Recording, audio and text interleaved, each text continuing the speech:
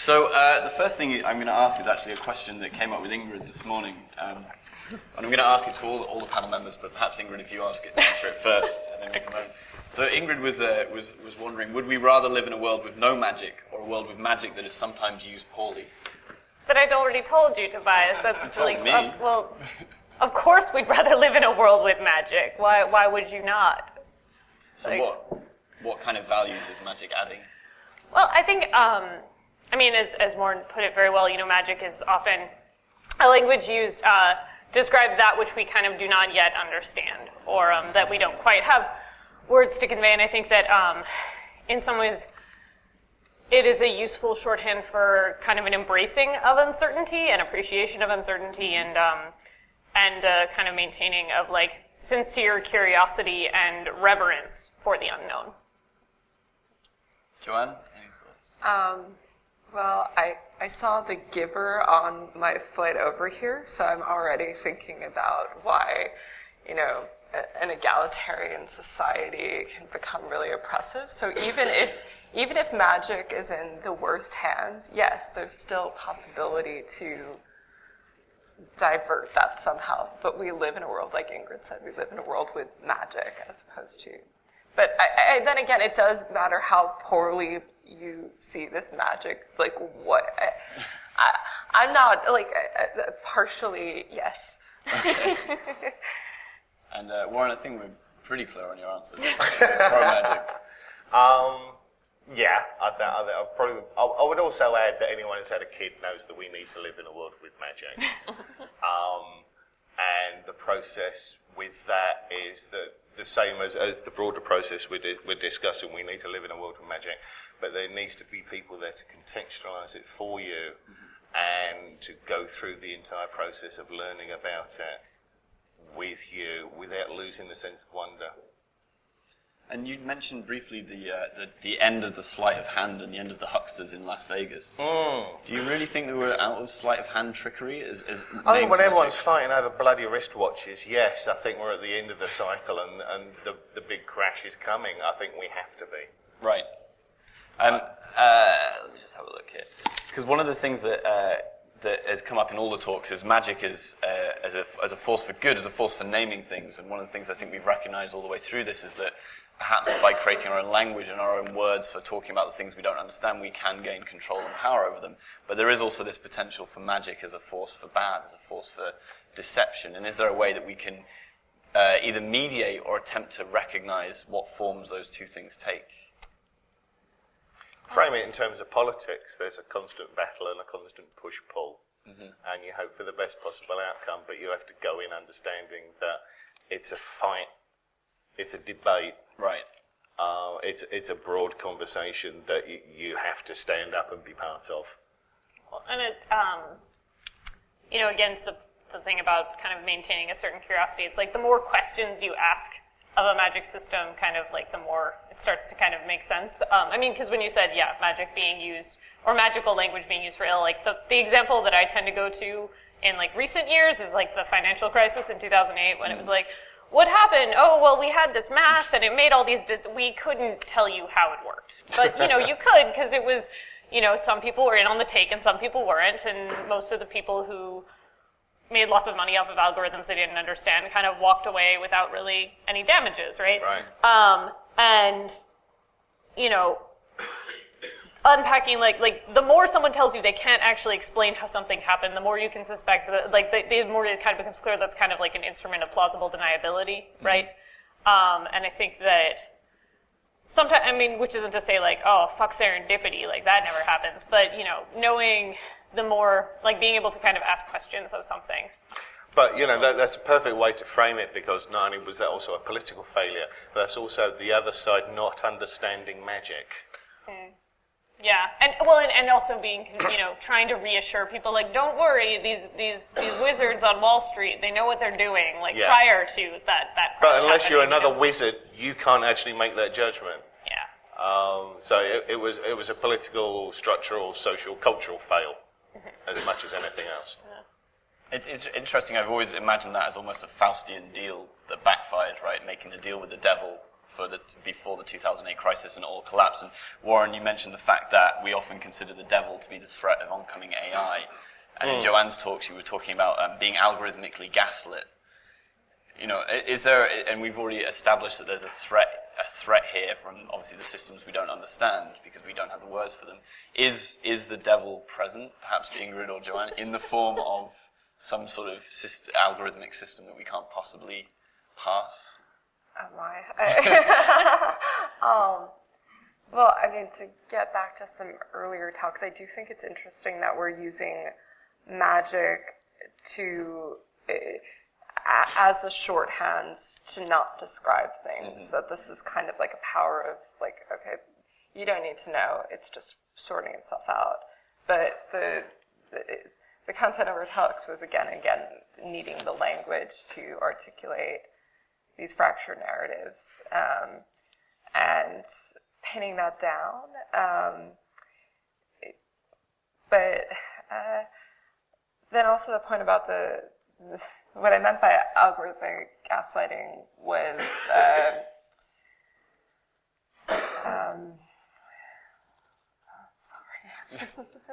I might need to get back to that. Well, I think the key thing with the stuff you were talking about was ultimately there's a human behind it.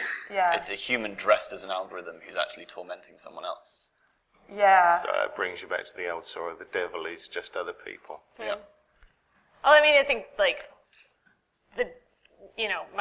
what I was talking about was, like, kind of rooted a lot in, like, the weird kind of invention of, like, demons or, like, hell. It's funny because before coming out here, I was, like, skimming, like, thinking about Paradise Lost, and how you could kind of, like, horrifyingly transpose that narrative and, like, the battle of, like, the war over heaven as being like a metaphor for startups. Like pretty much anything that Lucifer says in Paradise Lost, you could probably imagine the CEO of Uber saying. They're just disrupting, the heavenly orders. You know, they really needed it. Disrupting, I mean. Okay. So Warren, you also mentioned the importance of folklore. And I'm wondering how we fit folklore back into a culture that's perhaps beginning to erase bits of history because simply of the technology we're using not supporting that history. Ingrid showed a lot of slides and old engravings from the 15th century. That stuff, we wouldn't possibly be able to access information 500 years in the future, and our stories and visions that we're creating now about our technologies. Are there ways that we can start to think about preserving our folklore as a weapon? I'm not entirely sure where to go with that one, to be honest. I think it's important. I mean, we might be 30 years on into what we've variously called the digital revolution, the internet revolution. That's basically nothing. That's no time at all. It's still early days. We've still got plenty of time to work this out. The thing about integrating folklore is that, it is so early that most of us can't actually open digital photos that we took 10 years ago. We're that bad at it. And we're at the beginning of that process and that conversation. It's hard to conceive of digital revolution folklore. Yes, there are archives and memes, and that's as close as we get. I think it's just a case of continuing to tell the stories. It might just come down to some variation on the oral tradition. Well, I don't know, the point about archives is sort of interesting because I've been thinking a bit about how, acceleration of time usually has to do with how much of that time is like being stored, like how much you actually do and say is archived, right? That kind of makes things move faster when you can account for it. Right. But also, to your point about archives kind of being less accessible, it's interesting kind of looking at who, like some of that inaccessibility has to do with scale, like who can possibly read all of this, right? And so we let the machines do the reading for us. And some of it's also just kind of like who's maintaining them. Like, I don't know if any of you saw this, there was a story on Motherboard about a few years ago, Google Groups became like the main archive for old Usenet threads. So all of these Usenet forums are like exist as like kind of archived Google Groups, and you can't really, the search functions on most of them are broken. You can't actually do kind of like a cross forum search across like different periods of time to get some sense of what kinds of conversations people were having, which is like a huge failure in terms of how you're going to maintain an archive. So understanding like your past, if you have like no real interface for it, is kind of a part of the problem. Yeah.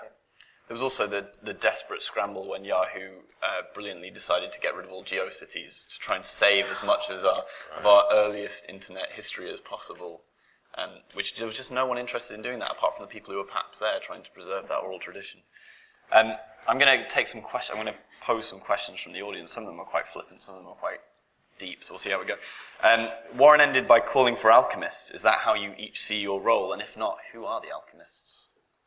Well, I'm not an alchemist. I'm the beardy guy who wanders into town, tells you stories in return for food, and then leaves in the morning having used your kitchen as a toilet. So that's not me. That's you. I'm just the old guy who points at you and says, "Do this," and then runs away before there are any consequences. I guess the thing that's interesting about that question is that and what's also interesting about the points that have been made previously is that talking about technologists as wizards or magicians or having these divine skills, why are we reaching for that instead of physical might as a metaphor? Like being taller, stronger, tougher. Like that's I don't know that I've seen. We see ninja, but that's still kind of somewhere falling Guru in there. as Yeah, well. guru. Yeah. So it's still getting that spiritual or magical rather than like a overpowering someone physically, which I don't really have. I think that's an interesting way that they're positioning themselves, and also how powerful a technologist actually seems when you know what that person's skill set actually is. Like if you know what this person is doing from 9 to 5. This is why I keep evoking shamanism, because it doesn't have that aggressive, dominative aspect. A shaman is a companion on your journey. Yeah. Ingrid, are you an alchemist? I would probably prefer to pursue witchcraft. Fair enough. And it's, perhaps not here, but it's worth expanding at some point on the role that witchcraft has historically in the relationship between people who fall outside of what are the cultural hegemony, I suppose. Yeah, hedge witches are always an interesting metaphor. Related to the cunning folk, they were the people who lived outside the village or at the edge of the village, hence hedge. But they were the people who accompanied the people of the village onto their journeys into these spaces and looked after them. A lot of local first aid was done by the hedge witches. Yes, exactly, right. And then when Western medical science evolves, that becomes outsider, which is all part of that history. On the mention of the physical, I was really interested in the thing you mentioned about Google Glass sort of being a continuation of the construction of monoliths. And I'm interested in why we see a need to put symbols on the earth. I don't know. I can trace back our intent to dramatise our landscape 10,000 years ago, but I couldn't explain it to you. I can explain how it works, but I can't explain the impulse. I don't know why we feel the need to do it, except possibly in some airy-fairy, we're hardwired for stories. We see them everywhere and we want to make them everywhere kind of way. Well, that's a good enough reason. Well, it's as close as I get without another coffee. Okay. We'll get you one soonish. Another question from the audience. With our recent histories and memories being documented online, are we actually becoming ghosts of ourselves? That's interesting because yesterday at some of the opening talks, there was a lot of talk about people's digital doubles and digital other selves and doppelgangers. And I was talking about that yesterday with Deb Chakras in the audience, and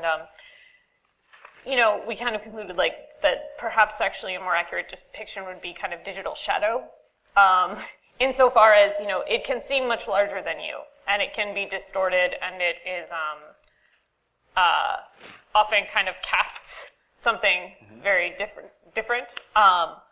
But it still requires an agent. I mean, okay, and then after you die, there's all of that other stuff, and like who controls your social media accounts when you are dead is also an interesting conversation. But you know, I think part of at least what keeps me grounded in these kind of conversations is understanding that like that this is a very small piece of existence. Our machines, you know, and it is very easy to believe because of the scale of our shadows and the volume of data that we are able to store that it is all-encompassing. Right. But, you know, death is coming. It's really not that big a deal. And as we found out, nothing lasts that long anyway online. So Exactly. it's not like it's going to go on haunting other people after you're gone too long. Joanne, have you got... Well, with shadows, I've been reading an essay that's probably going to take 5 years before I actually get it together, but I can say what my pinboard saves look like.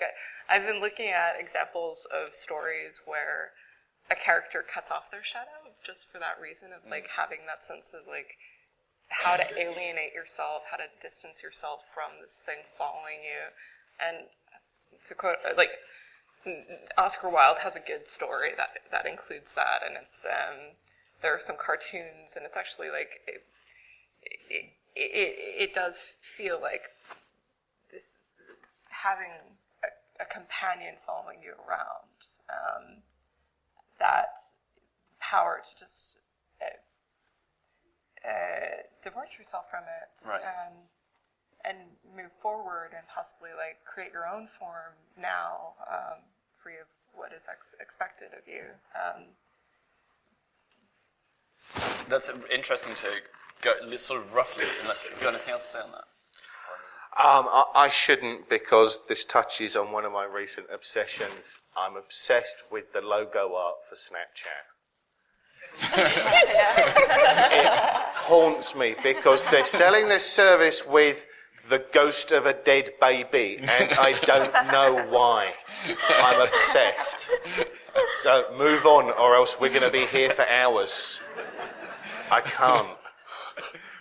Okay. I've killed Ingrid. Ingrid's out. So we'll only be taking questions for Joanne and Warren now.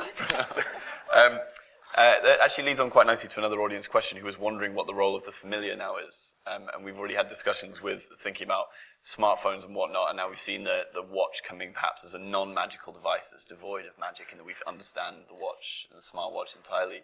Do we have a role for familiars? The familiar might in fact be the metaphor for the algorithm. You know, because what my one of the conversations that I was having with somebody at Magic Codes about this was thinking of Twitter bots as a form of familiar. So algorithm is kind of appropriate, right? Like there's something kind of there's something magical, right, about bots. They kind of they perform things that we don't expect of them always. And I think there's certain also kind of like you know, internet personae, like creatures that we kind of that exist on our platforms that we have similar sort of relationships Like horse to. e-books?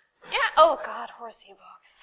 So sad, right? But like, or like Real Avocado Fact is, you know, a Twitter account that like you can't like. I don't want to know if it's who that real person is behind it. Like, it's far better to live in a world with the illusion that there is a talking avocado on Twitter that's telling me facts about capitalism. You know, like why would I want to live in a world where that was just a person? Okay. Another question from the audience. What is the relationship between the drive for hacking and open source and the emerging discourse of magic in tech? So if we're looking at something like Apple's It Just Works versus the kind of open source movement, which, you know, in this country perhaps takes quite a neoliberal form, but in other places doesn't necessarily. What is the relationship between those two things in this discourse, do you think? I could be flippant and say both those kinds of people probably work in caves. But it's a similar thing. I mean, if you're going to hack together open source stuff, you're spending, you know, a lot of time in a small room working with some fairly arcane texts in order to enact an action in the world. I mean, it's also a question of like whether you're looking for kind of a like generative magic, maybe like or a magic that kind of can be like transferred beyond you. What's the difference? Well, the difference between closed and open source maybe being that, like, and I think this is often, like, a flaw in a lot of open source is the idea that, it's purely by, like, having the code out there, it's open, but it's like if you have something that can be taught, that can be further distributed, there is a certain kind, that's how I learned. I don't know for anybody else, but that was, like, a huge part for me, right? And, having stuff that is, like, kind of available. And that's a different, maybe, kind of magic, but it's that magic that, like, happens when, like, humans actually kind of, like, work together and, like, aren't assholes all the time. Well, we've agreed that magic is a form of agency, right? That magic gives you agency over... the basic definition of magic is causing change in the world through the action of your own will. And that is exactly the same as writing code. The code is the construction of your will to cause the change you want to see. Yeah. But there's also there's a literacy gap before we can get there, right? Yeah, but, magic wasn't open to everyone. You always had to study. It's not a thing you could just do. You needed to go and read the arcane texts. Right. And you needed to write your own code. Which is why most wizards were crazy and lived on their own. Yeah. And that's what, as you said, what forces these people to the fringes of society, because they were seen as somehow that power could be threatening. That extends through. Putting away people for, incrementing an integer or being able to read code. It's the same thing as the fact that magic practitioners were forced to live on the edge of the village because they were weird and they could do things you couldn't do. Or if they weren't living on the edge of the village, they were kind of exclusively at the beck and call of the state, right? Yes, by which, popes and emperors, patrons. Yeah. They were paid money to do this until they fell out of favour and got sent to Manchester. A question perhaps for you, Warren, from an audience member again. Why aren't smartwatches magical? Most people don't understand their workings or can't see them. Most people don't have a close understanding of how an analog wristwatch works. There's cogs and shit, and you've got a wind there.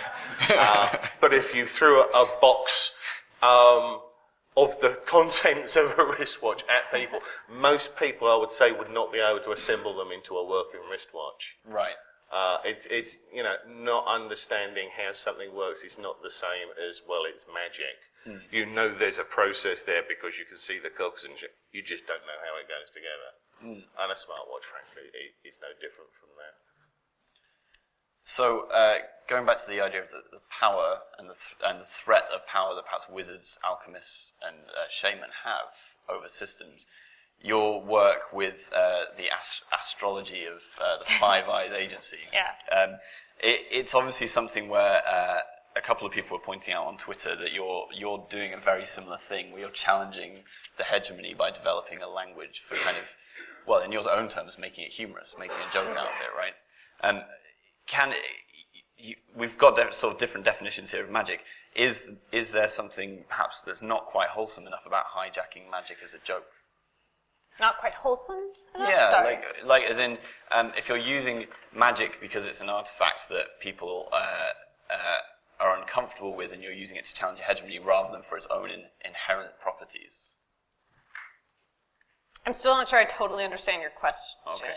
Okay, so you're using the symbols of magic, and it's a very visual piece, those 5 things, right? And it's something that anyone could look at and say, well, that's an astrological piece. Yeah. It's obviously then got the symbols, which are equally sort of arcane, of the Five Eyes agencies in the middle of them. Right. But we're not actually necessarily going to use it to literally try and debunk those agencies. No, I don't think that would be kind of silly of you to try to do that, but I think that, like I said, I don't think that, at least that kind of art and that kind of, those kinds of, making a joke out of that ideology is more kind of about also, I think, debunking a certain kind of amount of fear that surrounds that, especially at least state intelligence agencies. There's an element of not debunking, defanging. Defanging is a better way to put it. Yeah, because at the end of the day, for all of the bad clip art and all of the available data centers to store intercepted communications, these are mostly men in office parks making decisions, and they're like mostly like fair. Like I don't think, and they're humans, and they're not wizards. And I think that that's like something that, like, and kind of the cult that exists around the assumption that you actually can get some kind of perfect knowledge from like total surveillance is a like. Which is a cult that exists both at the level of the state and the level of the corporation. Like I keep being confused when I meet people. They're like, wait, they think that data tells you true things. Like these people exist.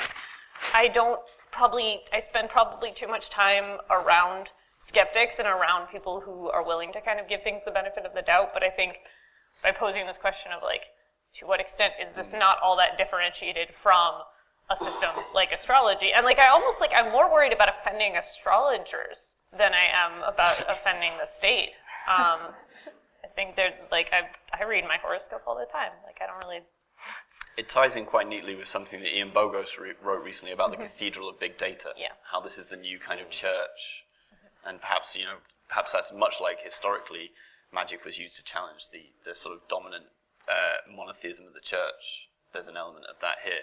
I've got two final questions before we break for lunch, which are a little lighter, and they're for each of you. The first one is, what kind of computer system or technology would you most like to haunt, and why?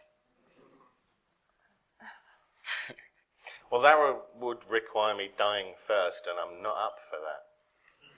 Okay. So you don't want to remain around as a ghost? No, I want to remain around alive. Okay. Well, we'll Forever. see what we can do, right? I mean, part of me now wants to figure out what's going on inside Snapchat. That's where they all go. Don't take me there again. Don't. I won't come out. Joanne? I don't know that I want to haunt a machine. I'm sorry. I know there's I could probably think of specific like people, the but not a least machine. worst. The least worst. And then the very last question before we go for lunch: white or black magic?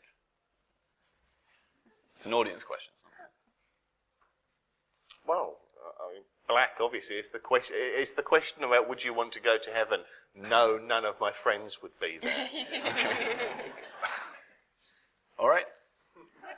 Okay. Join me in thanking our morning speakers. Warren Ellis, Joanne McNeil. Thank you so much. No problem.